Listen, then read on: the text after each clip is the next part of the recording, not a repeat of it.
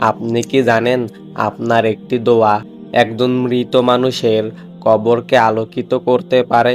আজ জানবো মৃত ব্যক্তির জন্য কোন দোয়াগুলো আল্লাহর কাছে সবচেয়ে বেশি গ্রহণযোগ্য। ১. ক্ষমার দোয়া। রাসূল সাল্লাল্লাহু আলাইহি ওয়াসাল্লাম বলেছেন, যখন মানুষ মারা যায় তার আমল বন্ধ হয়ে যায়, কিন্তু সন্তানের দোয়া তার জন্য পৌঁছাতে থাকে। সবচেয়ে উপকারী দোয়া হলো আল্লাহুম্মা গাফির লাহু, হে আল্লাহ তাকে ক্ষমা করে দিন। সহিহ মুসলিম।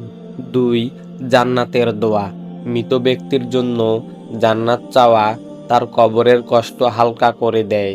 দোয়া করুন, হে আল্লাহ তাকে জান্নাতুল ফেরদাউস দান করুন। ৩.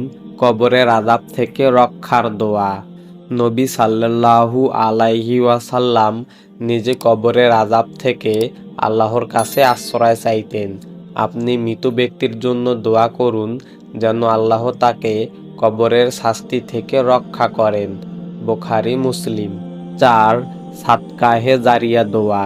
যে দান চলমান থাকে তার সওয়াব মৃত মানুষের কবরে পৌঁছায়। দোয়া করুন, হে আল্লাহ তার রেখে যাওয়া নেক কাজ কবুল করুন। ৫. সন্তানের দোয়া। রাসূল সাল্লাল্লাহু আলাইহি ওয়াসাল্লাম বলেছেন, সন্তানের দোয়া মৃত বাবা মায়ের জন্য সবচেয়ে বেশি উপকার করে। আজ যদি আপনি দোয়া করেন, হয়তো আপনার মা বাবার কবর আলোয় ভরে যাবে। প্রিয় দিনী ভাই ও বোনেরা, মৃতদের জন্য দোয়া কখনো বৃথা যায় না। আজ রাতে মাত্র একবার আপনার প্রিয় মৃত মানুষের জন্য দোয়া করুন, হয়তো সেই দোয়ায় তার কবরের সবচেয়ে সুন্দর উপহার হবে। ভিডিওটি উপকারী হলে লাইক দিন, কমেন্টে লিখুন, আল্লাহ আমাদের সবাইকে ক্ষমা করুন।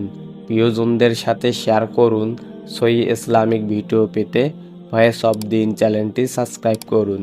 আসসালামু আলাইকুম ওয়া রাহমাতুল্লাহি ওয়া বারাকাতুহু।